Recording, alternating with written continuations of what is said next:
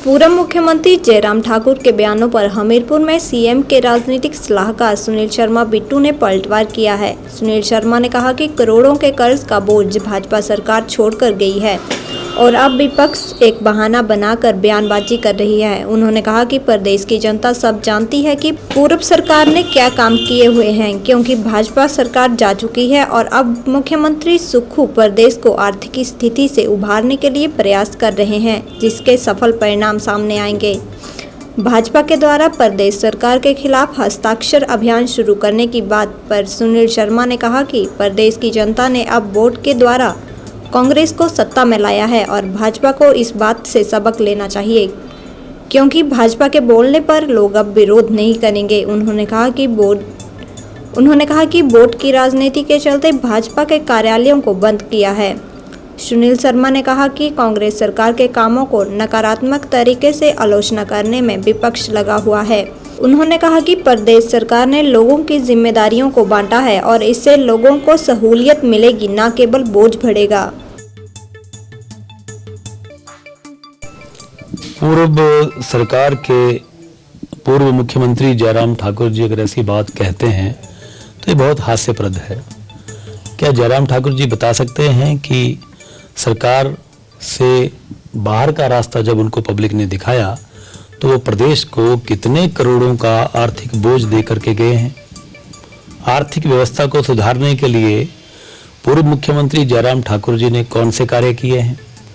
और अगर करोड़ों का वो आर्थिक बोझ हमारी सरकार को, कांग्रेसी सरकार को, प्रदेश के लोगों के ऊपर छोड़ के गए हैं, तो उनको ये भी बताना पड़ेगा कि उन्होंने आर्थिक स्तर के ऊपर हिमाचल प्रदेश को स्वावलंबी बनने के लिए कौन सी योजनाएं लेकर के आए। तो केवल मात्र ये एक विपक्ष का एक बहाना है। लेकिन मैं पूर्व मुख्यमंत्री श्री जयराम ठाकुर जी को इस बात के लिए बताना चाहूँगा कि हिमाचल प्रदेश की जनता जानती है कि पूर्व सरकार में आपने कौन से कार्य किए और वो इन बातों से अब कोई भी असर जनता के ऊपर नहीं पड़ेगा। उनकी सरकार जा चुकी है, कांग्रेस सरकार बन चुकी है और हमारे मुख्यमंत्री ठाकुर सुखविंदर सिंह सुक्खू जी प्रदेश को आर्थिक स्थिति से उबारने के लिए दिन रात मेहनत कर रहे हैं, जिसके कि सफल परिणाम जनता को आने वाले दिनों में जल्दी ही दिखाई देंगे। एक बार कहा था कि सिग्नेचर अभियान से बड़ा अभियान होता है लोकतंत्र की अदालत में वोट का अभियान। वोट के द्वारा हिमाचल प्रदेश के लोगों ने कांग्रेसी सरकार को चुना है और उनको इस बात से सबक लेना चाहिए कि हिमाचल प्रदेश के लोग पढ़े लिखे हैं, सरकार की बहानेबाजी को जानते हैं, सरकार की लच्छेदार बातों को समझते हैं। इतने ऑफिस खोलने के बाद भी जिसका कोई भी ताल्लुक लोगों की मदद से नहीं था, केवल मात्र वोट की राजनीति थी, उसके बावजूद भी अगर लोगों ने उनको बाहर का रास्ता दिखा दिया तो कहने का मतलब है लोगों को, हिमाचल प्रदेश की जनता को दफ्तरों की संख्या से कुछ भी लेना देना नहीं है।